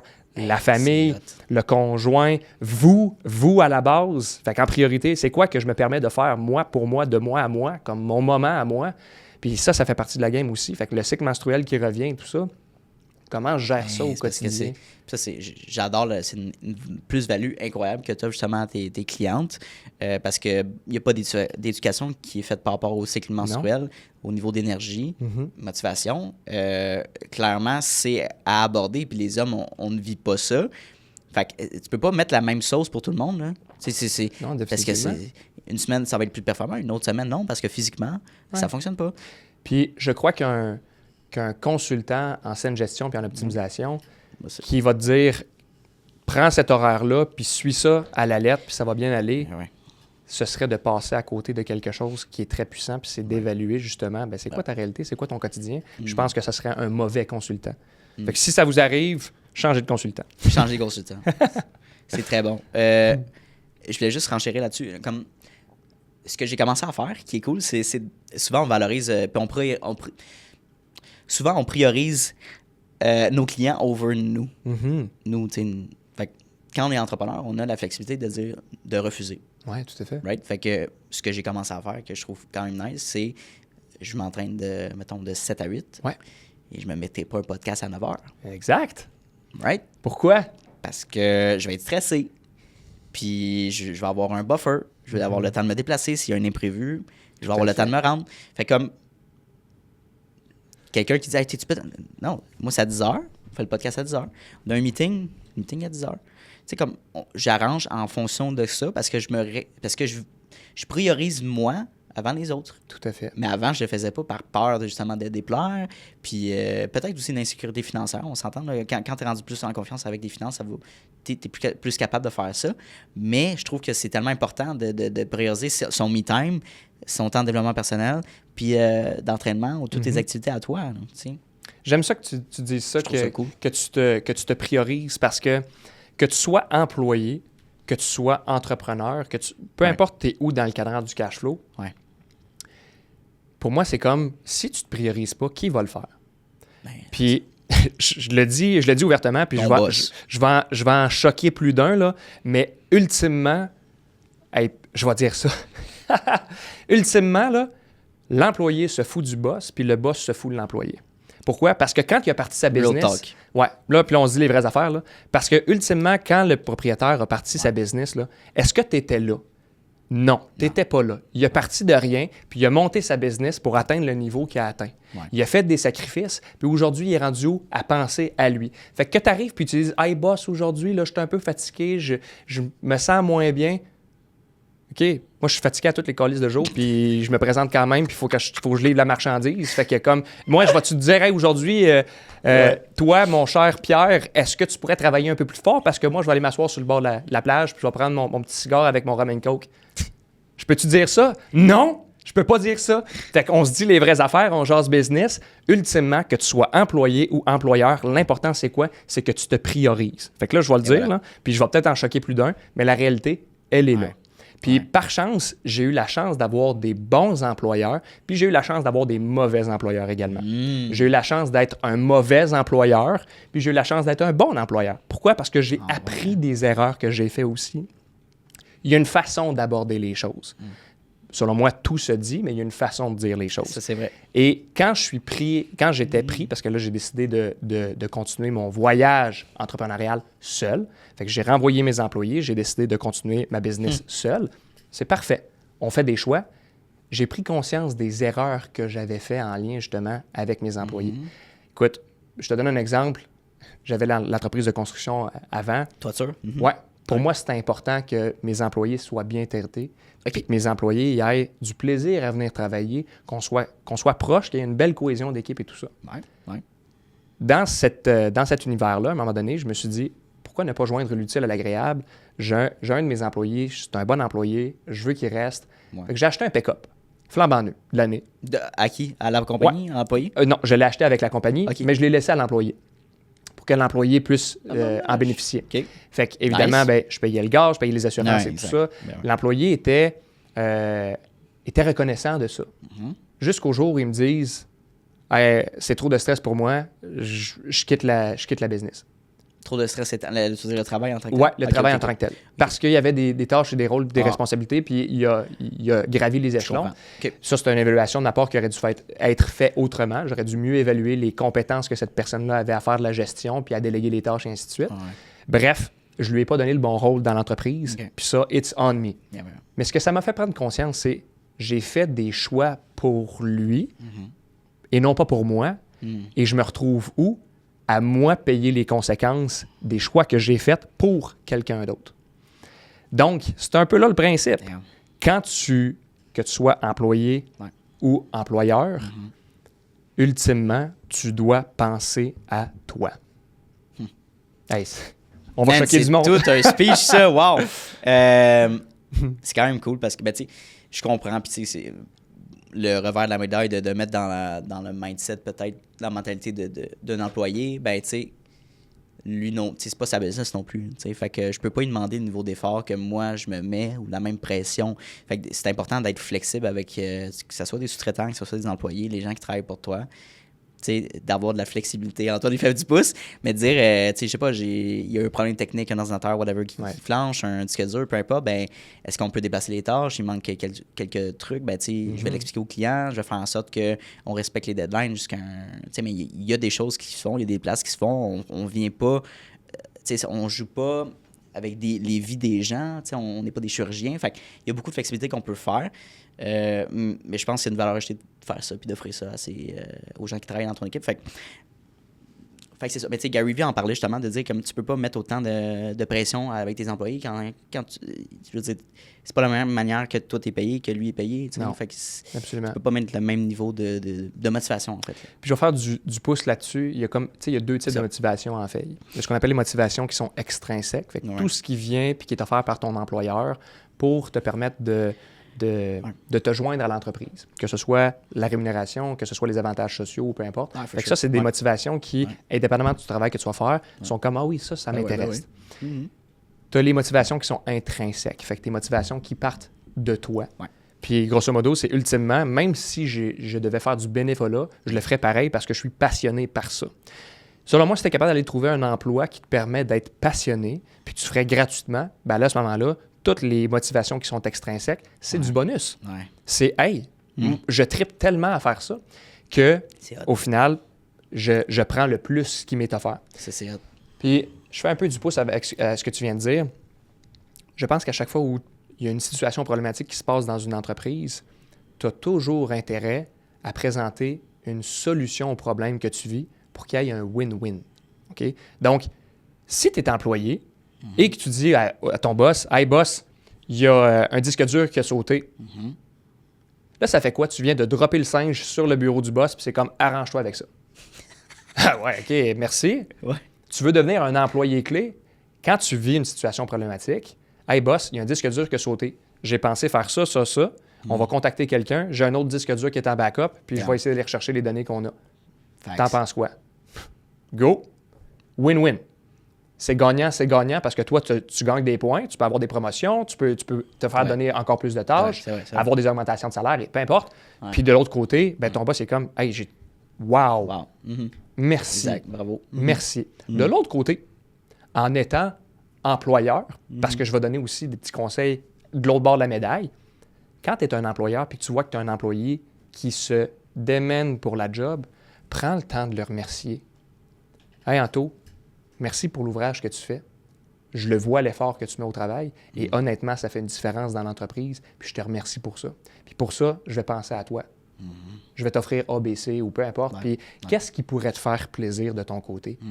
Hey boss, tu sais quoi? Moi, le mercredi après-midi, là, l'été à 3 heures, j'aimerais ça finir un petit peu plus tôt. Je suis prêt à rentrer là, une demi-heure plus tôt, mais j'aimerais ça finir une demi-heure plus tôt. Je peux aller chercher mes enfants à la garderie. Puis on peut jouer ensemble. Hey, ça va me faire plaisir. Nice. Win-win. J'adore. J'aimerais qu'on aborde les 5 règles de vie. Okay? Ouais. Là, je saute du coq à l'âne, mais parce que c'est un sujet qui était vraiment intéressant. Ouais. Les 5 règles de vie, puis ça, tu peux avoir 3 règles de vie, tu peux avoir 20 règles de vie, c'est propre à toi. Moi, je trouve que c'est un bel équilibre d'avoir 5 règles de vie. C'est pas trop, puis ça te permet aussi d'avoir une solidité dans la performance que tu vas avoir. Fait que d'être capable d'accomplir, dans le fond, ta règle de vie. Fait que dans les 5 règles de vie, j'ai la première qui est 30 minutes d'exercice physique par jour. Puis là, je vais donner plus de contexte, là. La raison pour laquelle j'ai mis en place ces règles de vie-là, c'est que j'ai pris un coaching avec Marc-André Risque pour travailler ma confiance personnelle. J'étais un gars qui avait hyper confiance en lui sur plein de choses. Il y en a d'autres. Parler devant une caméra, de m'exposer devant du monde pour dire « ben moi j'ai une opinion, puis j'ai acquis de l'expérience dans certains sujets, puis je pense que ça pourrait faire bénéficier certaines personnes de l'entendre. » Ben, je m'expose quand même. Fait que ça, j'ai peur pour moi, puis c'était un frein. Tantôt, on parlait des peurs. Ça, pour moi, c'était une peur de m'exposer. Fait que j'ai pris ce coaching-là pour m'aider dans la confiance en moi. Et dans ce coaching-là, à un moment donné, Marc-André, on est venu sur établir les règles de vie. Ouais. OK? Fait que établir les règles de vie, pour être capable de les respecter, il faut accepter que parfois, je ne serai pas capable de les respecter. Tout comme si je veux performer dans ma business, il faut que j'accepte que parfois, je ne performerai pas du tout. Hein? Ça fait partie de la game. Ouais. Donc, première règle de vie, 30 minutes d'exercice physique par jour. Pourquoi? Super important pour le bien-être physique et le bien-être mental également. Croissance personnelle. Fait que ma deuxième règle de vie, 60 minutes de lecture par jour. Je vais souvent diversifier la lecture, autant sur du développement personnel que du développement sur la business. Fait que des livres en lien avec l'entrepreneuriat. Ouais. Puis, je vais également même diversifier puis aller vers un livre qui est complètement là, roman. Là, aucun rapport avec le développement personnel et ou la business. Fait que vraiment, se changer les idées. Ouais. Fait que 30 minutes d'exercice physique, 60 minutes de lecture, 2 appels de prospection par jour. Pourquoi 2 appels de prospection par jour? Aller chercher de la clientèle supplémentaire. Aller chercher de la clientèle supplémentaire, atteindre les objectifs. Fait que 100%. D'avoir 2 appels de prospection par jour, c'est des objectifs de comportement. Ça veut dire quoi? Ça veut dire, à la fin de l'année, si je veux avoir 100 nouveaux clients, qu'est-ce que je dois faire au quotidien pour me rendre là? Pour me rendre là. C'est une question statistique. À toutes les fois où j'appelle quelqu'un, il y a 2 possibilités. J'ai oui ou j'ai non. Je veux pas un peut-être. C'est oui ou c'est non. C'est ça. Vis-tu cette problématique-là? Oui. Veux-tu faire affaire avec moi? Oui. Évidemment, c'est plus que ça. On pourra en revenir éventuellement. Ça en vente, Mais oui, exactement. Et donc, oui ou non. Et ces comportements-là vont éventuellement débouler sur des oui. Puis ces oui-là vont closer un client, acquérir plus de clientèle. Fait que, 3e règle de vie, 2 appels de prospection par jour. 4e règle de vie, remplacer Facebook, LinkedIn, Instagram par Masterclass. Masterclass, c'est une plateforme en ligne qui donne des cours sur différents sujets. Et j'ai remarqué l'impact que ça a eu de changer le scrolling à tous les jours par du développement et de la croissance personnelle. Parce que quand tu rentres à quelque part puis que tu te sens comme si tu étais le gars le plus idiot de la Terre, là, c'est pas un feeling qui est plaisant. Puis plus tu côtoies des personnes qui se développent personnellement puis qui sont intéressées sur plein de sujets, la politique, les finances ou peu importe, puis tu te rends compte que tu connais rien là-dedans, c'est là où tu te dis comme, il y a un monde à ma portée que je n'exploite pas. Je me restreins à mes connaissances. Puis ça, pour moi, ça a vraiment été un gros game changer. Fait que d'être capable de continuer à se développer personnellement par l'entremise de Masterclass. J'adore. Et la 5e règle, no porn. Honnêtement, straight to the point. Honnêtement, les gars, c'est la règle la plus difficile que j'ai eu à vivre. On parle en studio, c'est la règle la plus difficile que j'ai eu à faire de toute ma vie. Des fois, j'y arrive, puis des fois, j'y arrive pas. Puis je suis bien franc puis bien transparent parce qu'on l'a dit, c'est la facilité. À un certain point, c'est presque une habitude. 100%, c'est une routine? Ça devient une routine, exactement. Puis, écoute, c'est comme, une fois que j'ai mis cette règle-là en place, ça a fait, « Hey, attends un peu, là. Je suis capable de compter sur moi. Je suis capable de ne pas aller vers la facilité. » Et ça a fait quoi? Ça a boosté mes performances sur la discipline que j'ai, l'assiduité que j'ai en lien avec les activités que je dois faire pour atteindre mes objectifs. Fait que voilà. Avec ces 5 règles de vie-là, il y a les 5 big qui accompagnent ça. Okay? Les 5 big, en tout cas, je ne ferai pas un gros parallèle avec ça, là, mais grosso modo, je vous conseille la lecture « Le Safari de la vie ». Okay?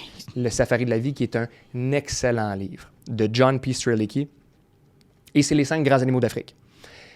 Bref, je reviens par rapport aux 5 big. Fait que suite avec les 5 règles de vie, il y a 5 choses que je dois aussi appliquer par rapport à ces 5 règles de vie-là. Ouais. La première, prendre le plein contrôle de ma vie.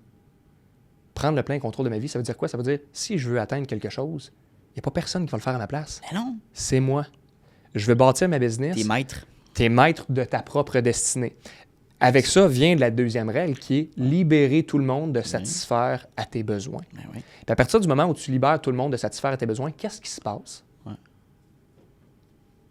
Ben, il n'y a plus d'attente. Là. Il n'y a plus d'attente. C'est toi, c'est toi, là. Tu le sais. C'est Puis ta vie. de libérer tout le monde de satisfaire à tes besoins, c'est de te permettre de dire « j'ai plus d'attente envers personne. Plus de pression, plus d'attente. J'ai plus de pression.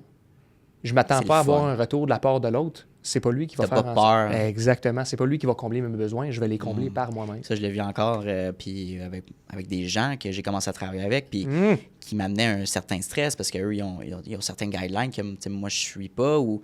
Puis j'ai remarqué que hey, j'avais peur de recevoir un message de cette personne-là par répercussion qu'elle soit pas... comment je pourrais dire? Comme cette personne-là soit pas... voyons... Aligné? Non. Trouve pas que le travail fait est satisfaisant. On va y aller pour ça. Puis, fait que d'avoir cette peur-là de genre du jugement, de dire moi, j'ai fait un service qui est correct, qui est bon. Ouais. Fait que je dis, hey, est-ce que ça m'amène du bonheur de travailler avec des gens comme ça? J'aime mieux être on my own, je pense. Right? Fait que ça, c'est une petite parenthèse. J'ai une autre question qu'on pourrait finir là-dessus, qui est les valeurs.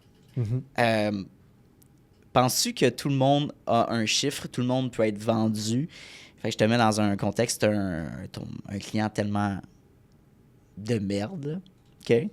Mais c'est tellement payant, genre. Genre, t'as un client à 1 million, genre, qui est prêt à signer là, tu sais. Mais faut que tu travailles seulement avec lui, tu as un truc exclusif, whatever. Mais tu sais que ça va être un client difficile. Mais c'est tellement payant, tu sais. Est-ce que tout le monde, tu penses, dirait oui à ça?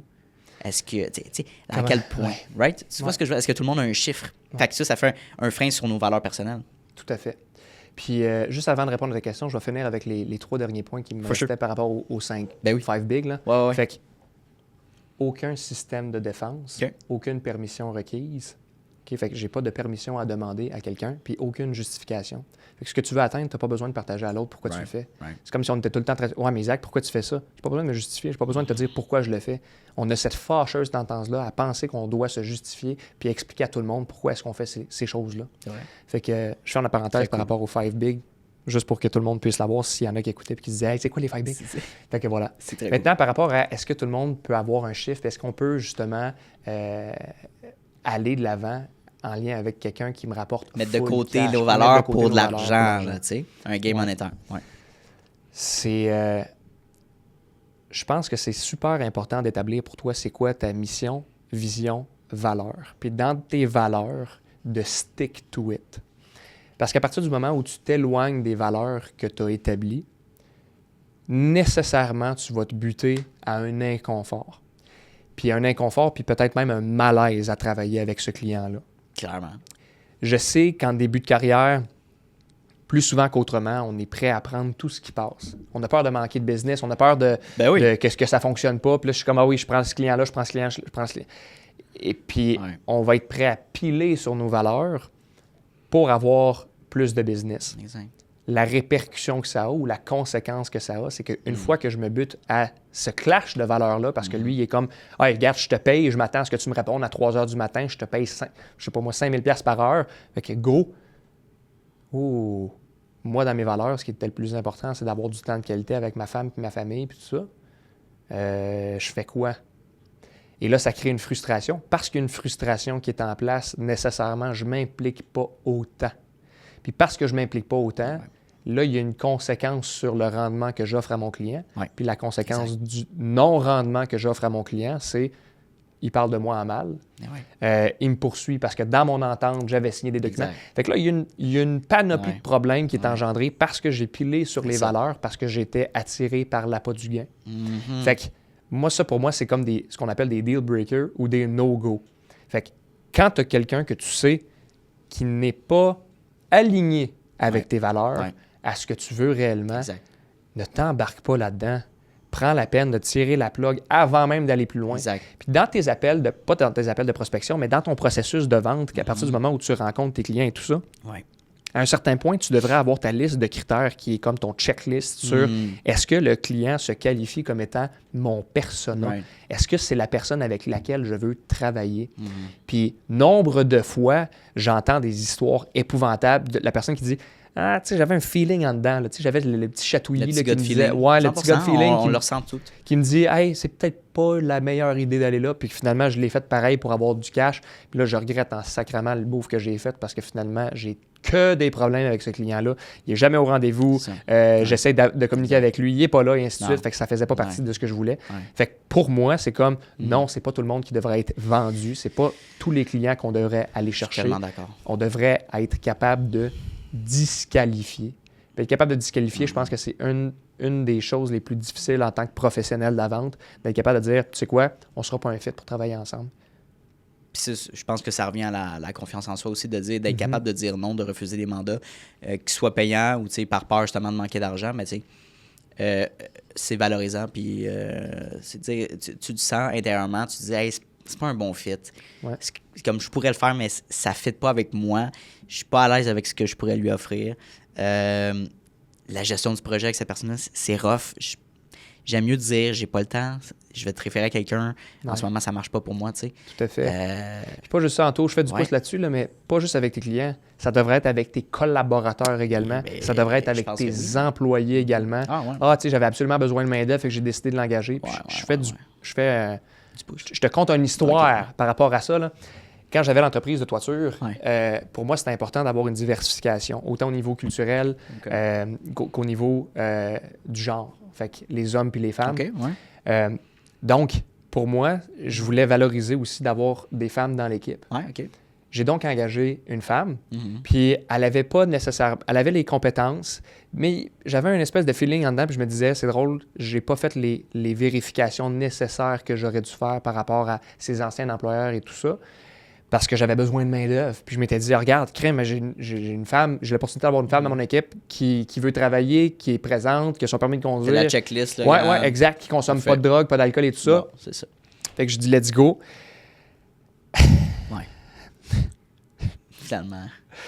Finalement, après l'avoir engagé, je l'engage pour un contrat de 3 mois. Puis on va pas finir là-dessus, là, mais je l'engage sur un contrat de 3 mois. Puis c'est un contrat de 3 mois qu'on avait déterminé. Regarde, je te donne un 30 heures par semaine, c'est 3 mois. Puis à la fin du 3 mois, il est même possible que je te dise un petit peu avant que j'ai plus d'ouvrage. Puis si j'ai plus d'ouvrage, ben il va falloir que tu sois à l'aise d'aller sur le chômage parce que j'ai plus d'ouvrage à te donner. C'est la fin de la saison. On est toujours tributaire de la météo et tout ça. Pas de problème, je comprends ça, aucun trouble. Donc, une semaine avant que je sache qu'il manque d'ouvrage, je prends la personne à part puis je lui explique la situation. Je dis, bon, ben là, on arrive à la fin du 3 mois. À partir de la semaine prochaine, il va falloir que tu fasses des demandes au chômage parce que j'aurai plus d'ouvrage. Comme je t'avais annoncé, tout ça. Elle me dit, ah, OK, ouais, pas de problème. Fait que ça, c'est le lundi. Le mardi, elle me dit, elle m'appelle 6 h du matin. 6 h du matin. Je réponds. Ça fait déjà t'es déjà levé depuis une couple d'heures que je suis levé. Fait que je réponds. Qu'est-ce qui se passe? Je peux-tu t'aider avec quelque chose? Y a-tu une urgence? Elle me dit, il y a quelque chose qu'il faut que je te partage. Il s'est passé une situation avec un employé sur le chantier. OK. Qu'est-ce qui s'est passé? Là, elle me dit, il y a un mois de ça, il y a eu un comportement qui était déplacé. Là, je ne rentrerai pas dans les détails, mais grosso modo, l'employé s'est supposément masturbé devant elle. OK? Chose qui est inacceptable. D'un côté comme de l'autre. What the fuck? Ouais. Puis pour moi, c'est important d'avoir un environnement de travail qui est sain. 100%. Qui est exempt de harcèlement sexuel, de racisme, de peu importe quoi, que tu sois dans un environnement de travail qui est bien. Puis, ultimement, lors de la première appel, elle me dit qu'il s'est passé quelque chose, mais elle ne me donne pas nécessairement de détails. Puis là, je lui dis, écoute, avec ce que tu me comptes actuellement, parce que je n'avais pas tous ces détails-là, actuellement, il n'y a pas grand-chose que je peux faire. Fait à quoi tu t'attends de moi dans cette situation-là? Elle dit, ben, je sais pas, mais tu sais, je voulais te le partager. Regarde, il n'y a pas de problème. Pour moi, je vais rencontrer l'autre employé pour pouvoir comprendre qu'est-ce qui se passe. Ça venait de se passer ou... Ça s'était passé, il y avait, semblerait-il, un mois de ça. OK. La question que je me pose, c'est pourquoi tu as attendu un mois pour le dire. Pour me dire ça, surtout sachant que là, le lundi, je te dis ça parce que le lundi prochain, tu n'as plus de job. Là, ouais, c'est un peu... Ouais. Mais regarde, laissons la chance au coureur. Laissons la chance au coureur. Exact. Donc, par réflexe, moi, j'ai mon téléphone dans les mains. On va appeler le dos. Puis, ben non. En fait, quand elle m'a dit les choses, j'ai écrit notre conversation pour pouvoir... Prendre des notes? Prendre des notes, Okay. exactement. Je comprends. Puis, vieux réflexe dans le temps que j'avais de prendre des notes sur les personnes avec qui je discutais pour rien oublier. Donc, je disais, écoute, avec les choses que tu me partages, y a des choses que tu ne m'as pas dit? Est-ce qu'il y a eu des comportements déplacés? Puis au début, elle ne m'avait pas tout compté. Je dis, OK.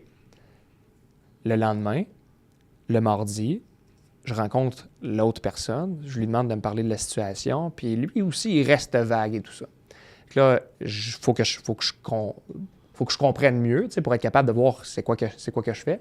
Puis je ne veux pas les mettre sur le même chantier. Mais là, j'ai un enjeu parce que je n'ai qu'un chantier en cours, puis j'ai pas une grosse équipe. Fait que là, je fais quoi? Je les mets-tu les deux sur le même chantier? Est-ce que j'en envoie un à la maison? Là, je fais quoi? Fait enjeu aussi éthique de mon côté. Tantôt, on parlait de valeur. Ça vient un peu s'écorcher. Donc, je dis à l'employé que je comprends la situation puis que je vais faire tout ce qui est à mon possible pour régler ça puis ne pas la mettre dans une situation qui pourrait être mal à l'aise. Elle me dit « By the way, cet après-midi, j'ai une rencontre avec mon médecin de famille. Je dis pas de problème, tu pourras quitter puis aucun problème. » Le mercredi matin, elle ne rentre pas travailler. Le jeudi matin, puis j'ai pas de nouvelles. Le jeudi matin, je reçois un papier puis un courriel de sa part me mentionnant qu'elle est en arrêt de travail indéterminé pour harcèlement sexuel au travail. Le vendredi matin, je reçois la communication de la CNSST et là, je reçois le rapport qu'elle a rempli à la CNSST et tout ce qu'elle m'avait dit au téléphone ne corrobore pas du tout avec ce qu'elle a déclaré à la CNSST. Elle dit qu'elle a un emploi à l'année, que j'ai signé un contrat avec elle et tout ça. Mais tu as un contrat, là. Moi, j'ai un contrat avec elle qui est de 3 mois. OK. Fait que, tu sais, grosso modo, elle avait une rémunération, mettons, de 10 000 mettons, ouais. Puis là, elle parlait qu'elle faisait un salaire annuel de 60 000 Là, j'étais comme, là, moi, 1 + 1, ça fait 2. T'sais? Et dans cette situation-là, c'est là où je me suis dit, hey, le petit chatouillis que j'avais à l'intérieur là, du début, de me dire, écoute, il me semble que ça sonne drôle, son affaire, tu sais, que tout d'un coup, comme ça, elle est disponible demain matin, qu'elle est prête à changer, puis il y a un doute, puis j'ai pas écouté le feeling que j'avais. Puis moi, dans mes valeurs, c'est comme la transparence, c'est important, la communication, le respect, c'est important. Puis là, chaque chose qui rentrait, je me disais... à quel point j'aurais dû écouter mon gut feeling à la base. Puis pas juste faire comme « let's go, j'ai besoin de main-d'œuvre, il faut absolument que j'aie quelqu'un qui rentre dans l'entreprise. » Mais là, tu as parlé avec le gars? Oui, j'ai parlé avec le gars. Puis c'est quoi sa version des faits, dans le fond? Donc, ce qui s'est réellement passé, c'est que les deux se sont teasés mutuellement, se sont envoyés des textos et tout ça. Ben oui, c'est mutuel. Okay. Ouais. Donc, il y avait un échange mutuel et à un certain moment, ben une n'a pas obtenu ce qu'elle voulait de l'autre parce que l'autre, évidemment, a comme fait... Moi, là, ce que je suis en train de faire, c'est cave. Fait qu'ils ont pas, ni l'un ni l'autre, obtenu ce qu'ils voulaient. Mais là, c'est bien trop facile de... En fait, c'est plus difficile d'accepter que tu as fait une erreur puis de prendre le plein contrôle de ta vie puis de dire « Hey, regarde, j'ai merdé là-dessus puis comme je dois vivre avec les conséquences. » Fait qu'à la place de ça, je vais monter un dossier, je vais dire de la merde pour justement aller en chercher plus. Fait cocasse, après avoir discuté avec d'autres personnes de la situation, je me rends compte qu'elle a eu le même scénario avec un de ses anciens employeurs. Non! Fait que c'était répétitif et tout ça. Incroyable. Puis là, es-tu encore en bataille pour réfuter CNSST? Ou... Non. En fait, j'ai dû payer les 2 premières semaines comme la CNSST nous demande. Moi, j'ai levé le flag en disant, écoute, je pense qu'il y a une situation de fraude. Et la CNSST m'a répondu qu'actuellement, il prenait la défense, pas la défense, mais il se fiait au dire de l'employé. C'est sûr. Puis moi, j'étais pas outillé à l'époque, puis je connaissais pas ça. Fait que j'ai comme pas... T'as acheté la paix, en fait. J'ai pas acheté la paix, en fait. Je n'ai pas... je suis pas allé en confrontation, puis je me rappelle pas du terme exact, mais c'est comme... J'ai pas objecté, j'ai pas proposé une objection par rapport à ce qui était déclaré. Ce que j'aurais dû faire. J'aurais dû dire « Hey, attendez, je suis pas d'accord avec ça, puis je vais m'objecter à ce qui a été approuvé actuellement. » Ce que j'aurais dû faire. Mais parce que je n'avais pas les qualités ni les compétences, ni l'entourage pour me permettre de croire. Fait que là, on apprend nos erreurs, évidemment. Mais donc, cette erreur-là m'a fait apprendre de hey, ton gut feeling, écoute-le, c'est important. Fais tes vérifications diligentes, fais des recherches sur tes employés, prends pas le premier venu, puis accepte pas tout le monde. Fait que, il nous reste 3 minutes. On n'est pas trop timé, mais pour vrai, merci beaucoup pour ce partage-là. C'est assez fou comme histoire. Puis le podcast, je veux dire, la deuxième épisode qu'on a eu aujourd'hui, ça a été incroyable. J'ai adoré mon expérience. On refait ça de toute manière dans le prochain mois. Fait que les capsules qui vont sortir vont être incroyables. Merci pour votre écoute. Merci pour ton temps. Ça fait plaisir. C'est toujours un plaisir. Je veux dire, je pense que c'est les podcasts les plus deep qu'on rentre puis les plus honnêtes quand je le fais avec toi, Isaac. Fait que merci beaucoup pour ton temps. J'apprécie. Gros partage insane de contenu. Merci, Anthony. C'est super apprécié. Puis pour tous ceux et celles qui écoutent puis qui aimeraient ça avoir plus de services ou en fait qui ont des questions à poser, vous pouvez communiquer avec moi à Isaac, ISAAC, à commercial solo, SOLOH.ca. Puis ça me fait vraiment plaisir de vous accompagner justement dans la structure de votre quotidien, dans l'atteinte de vos objectifs. Contactez-le. C'est une ressource incroyable. Isaac. There you go, Anthony. Merci beaucoup. Thanks. Hey, salut, ça fait déjà la 2e fois qu'on se voit dans cette même vidéo-là. Donc, merci de ton attention, puis merci de ta discipline, parce que c'est un mince pourcentage des gens qui sont capables d'écouter du début de l'épisode jusqu'à la fin. Donc, merci beaucoup de ta discipline. Ça démontre énormément de motivation de ta part et bien sûr d'un aspect important de l'entrepreneuriat que oui, la motivation c'est important, mais la discipline c'est encore plus important. Donc, merci de ton attention. La meilleure manière que tu peux me repayer pour ce podcast-là, vu qu'il est accessible à tous et gratuit, il va rester gratuit. Ça, c'est important. Notez-le à quelque part. Je tiens qu'il reste gratuit, accessible à tout le monde. En fait, c'est tout simplement de repartager le podcast dans des Instagram Stories, d'en parler avec tes amis, d'envoyer le lien à tes amis. Hey, Mathis, va donc écouter cet épisode-là. C'est super intéressant.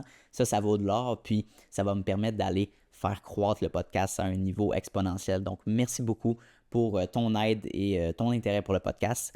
Et bien sûr, on se revoit la semaine prochaine dès jeudi midi pour un nouvel épisode. Donc, bonne journée à toi.